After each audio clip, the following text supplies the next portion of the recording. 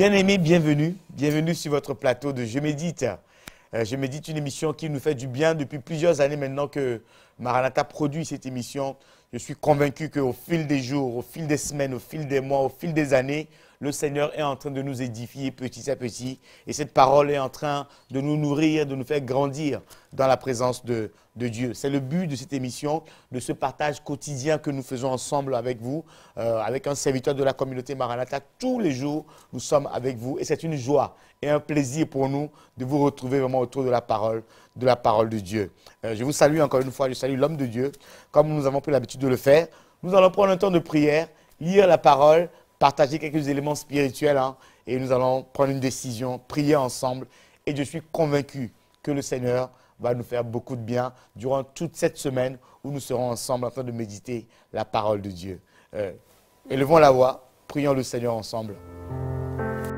Éternel notre Père et notre Dieu, que ton nom soit élevé, que ton nom soit glorifié, que ton nom soit magnifié dans les cieux, sur la terre et sous la terre.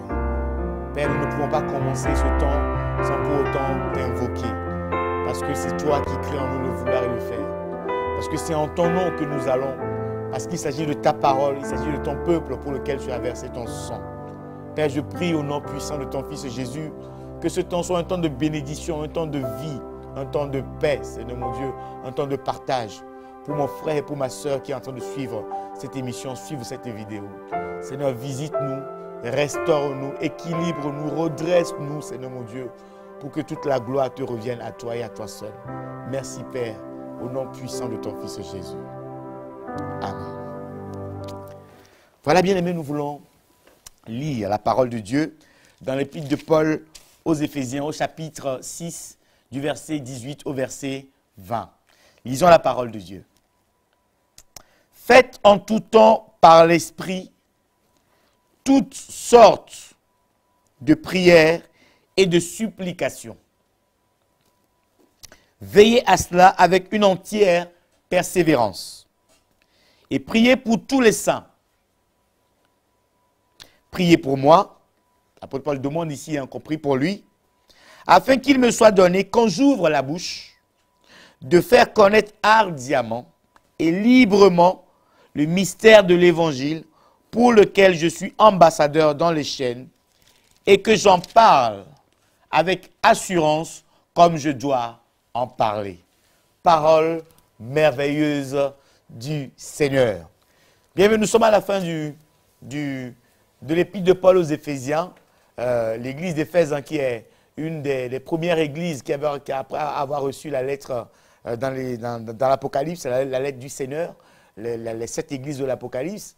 C'est l'apôtre Paul qui a bâti cette église et il est en train de leur envoyer cette épître afin de régler, afin de pouvoir orienter, afin de pouvoir donner quelques éléments très très importants.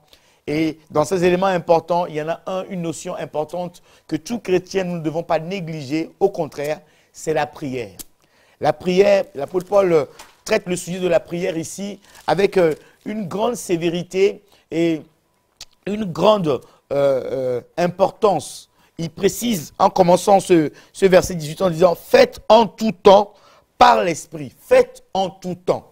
Ça veut dire que la prière ne doit pas être une activité sporadique, une activité ponctuelle. Quand on a des difficultés, c'est là que nous allons prier. Non, bien-aimés, nous devons apprendre à prier en tout temps. Que tu sois en bonne santé, que tu ne sois pas en bonne santé, que tu aies des difficultés, que tu n'aies pas les difficultés, tu dois apprendre à prier le Seigneur. Le Seigneur même l'a donné l'exemple dans Luc chapitre 18 en disant qu'il a donné cette parabole pour montrer qu'il fallait toujours prier et ne point se relâcher. C'est la parole de la femme veuve et du juge inique. Cette femme qui a insisté en tel point que le juge a été obligé de céder et de lui rendre justice de sa partie adverse. C'est à cette dimension que le Seigneur nous veut dans la prière.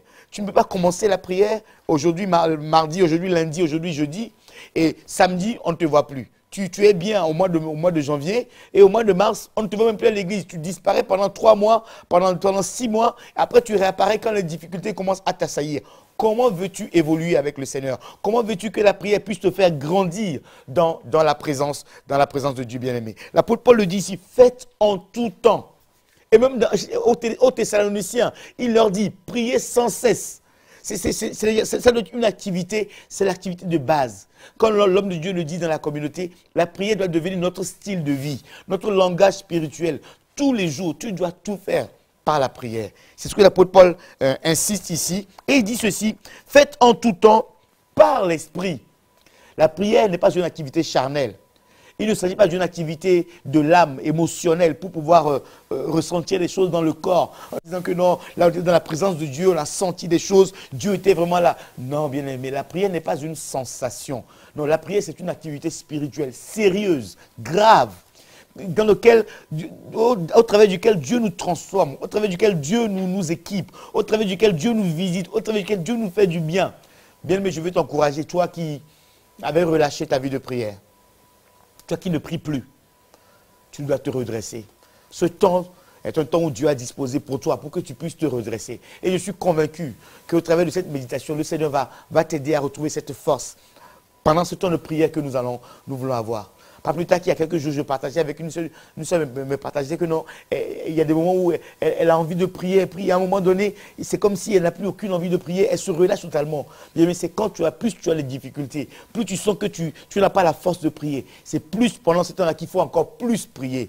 Te donner les moyens de pouvoir rester encore plus longtemps dans la présence de Dieu. Même s'il faut écouter des adorations, même s'il faut seulement rester avec les frères et prier avec eux, fais-le, mais ne laisse rien t'enlever ta vie de prière. Il dit, faites en tout temps toutes sortes de prières.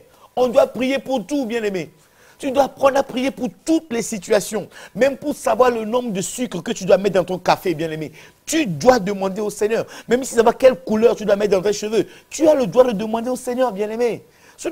Il n'y a pas de sujet tabou pour lequel nous ne devons pas prier. Tu dois prier pour tout. Même comment faire à manger. Et surtout, même comment faire l'amour à ta femme. Tu peux demander au Seigneur, ce n'est pas un péché.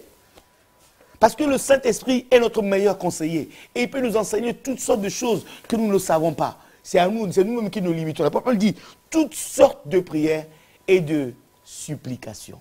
Tu dois apprendre à faire des supplications. Il y a une différence entre une prière et une supplication. Apprendre à supplier le Seigneur. Quand tu vois que non, la prière seule ne suffit pas, rentre dans une dimension de supplication. Tu supplies pas des offrandes, tu supplies pas des lamentations, tu supplies pas des larmes devant le Seigneur. Et il continue en disant, veillez à cela. Là où je vais finir. Nous prions, nous faisons des supplications, mais il y a un élément important, tu dois apprendre à veiller. Tu dois veiller sur ta vie chrétienne. Tu dois veiller sur ton être, corps, âme et esprit, sur ta marche chrétienne, sur ta sanctification, sur ta consécration, afin qu'il n'y ait pas d'obstacle à ta prière. Il y en a qui prient mais qui ne veillent pas. Ils ne veillent pas et quand l'ennemi vient voler le fruit de leur prière. L'ennemi vient voler tout ce qu'ils ont investi dans la prière. Et ils se retrouvent sans rien, ils se retrouvent livrés à eux-mêmes, sans aucune force dans la prière, parce que tu n'as pas su veiller. Plus tu pries, plus tu dois veiller. Veiller, c'est veiller sur ton corps. Ne livre pas ton corps au péché. Ne livre pas ton âme au péché. Ne livre pas ton âme à la colère, à la haine. Veille sur tout cela. Quand le diable va vouloir te pousser à ces choses-là, tu dois savoir que non, là, ça c'est l'ennemi qui est en train de me chercher. Pourquoi à chaque fois que tu veux prier, c'est là que le téléphone commence à sonner. À chaque fois que tu veux prier, c'est là qu'un message WhatsApp vient de tomber. À chaque fois que tu veux prier, c'est là que les enfants commencent à pleurer dans la chambre. Pourquoi? Parce que non, l'ennemi veut t'empêcher de prier. Tu dois veiller, tu dois avoir le regard vigilant par rapport à toutes ces choses. Et après avoir fini de prier, c'est là que tu subis des attaques et des attaques. Tu dois veiller sur tout cela. Et pour finir, l'apôtre Paul dit, priez pour les saints et priez pour moi également. Non seulement nous devons prier pour nous, mais nous devons apprendre à prier pour les saints, pour nos bien-aimés dans la foi, et prier pour nos leaders spirituels, nos conducteurs spirituels. Ton pasteur, tu dois apprendre à prier pour lui. Ton frère qui te conduit spirituellement, qui est un responsable spirituel, tu dois apprendre à prier pour lui parce qu'il est en train de faire l'œuvre du Seigneur. Nous voulons prier ensemble le Seigneur bien-aimé pour que ce temps soit un temps où le Seigneur te fasse du bien réellement. Nous voulons prier pour que là où tu étais tombé, là où tu avais de la difficulté à rester, à te maintenir dans la présence de Dieu, que le Seigneur te renouvelle, qu'il te relève, qu'il te redresse. Oh Dieu notre Père, Seigneur, merci pour ta fidélité. Merci parce que tu as dit dans ta parole que plusieurs fois le juste tombera et plusieurs fois tu le relèveras. Seigneur, voici mon frère, voici ma soeur qui a suivi cette méditation de ce jour.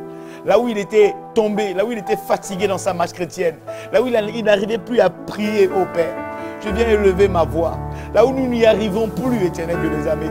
Je viens élever ma voix pour que tu puisses nous fortifier, pour que tu puisses fortifier mon frère, pour que tu puisses fortifier ma soeur, éternel Dieu des armées, pour que tu puisses donner la force de continuer la marche dans la vie chrétienne, la force dans la prière, la persévérance dans la prière. L'apôtre Paul dit, nous devons veiller à la vie de prière avec une entière persévérance. Que mon frère puisse veiller à sa vie de prière avec une entière persévérance, éternel Dieu des armées. Que le feu de la prière embrasse ses boyaux, embrasse ses entrailles, qu'il n'y ait pas de joie que de se retrouver dans ta présence, éternel Dieu des armées. Seigneur, je prie pour que là où le diable avait aveuglé, là où le diable avait aveuglé l'entendement, avait aveuglé les yeux, afin de l'empêcher de pouvoir rentrer dans la présence de Dieu, que ses voiles soient déchirées, que ses voiles soient déchirées, que les écailles tombent de leurs yeux, au nom puissant de Jésus, afin qu'ils puissent avoir la joie d'entrer dans ta présence, la joie de t'adorer, la joie de te servir, éternel Dieu des armées. Je suis en train de prier pour mon frère, qu'il se redresse, qu'il se relève de sa marche chrétienne,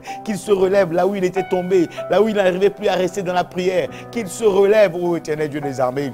Accorde la force à quelqu'un, car sans toi, Seigneur, nous ne pouvons rien faire. Sans toi, nous ne sommes rien. Sans ton esprit, nous sommes incapables, Seigneur mon Dieu, de faire quoi que ce soit. Père, aujourd'hui encore, pendant que mon frère est en train d'écouter cette prière, pendant qu'il est en train de prier avec moi, qu'un feu puisse embraser son cœur, le feu de la prière, l'amour de ta présence, éternel Dieu des armées. C'est toi, Seigneur, notre force, c'est toi notre capacité. Quand nous ouvrons la bouche, c'est toi qui mets dans notre bouche les mots qu'il faut. Mets dans la bouche et dans le cœur de mon frère et de ma soeur qui est en train de suivre cette émission maintenant, les mots, les paroles qu'il faut, dont il a besoin dans la prière, qu'il ne puisse pas manquer de mots lorsqu'il sera dans ta présence, afin que l'Esprit puisse remplir son cœur.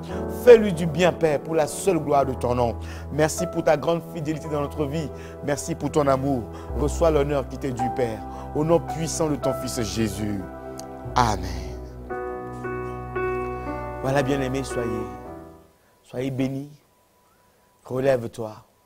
Là où tu n'arrives plus, dès aujourd'hui, dès maintenant même, fléchis les genoux et commence à prier. Le Seigneur va te visiter à un tel point que tu n'imagines même pas. Parce que le Seigneur aime ceux qui s'approchent de lui dans la prière.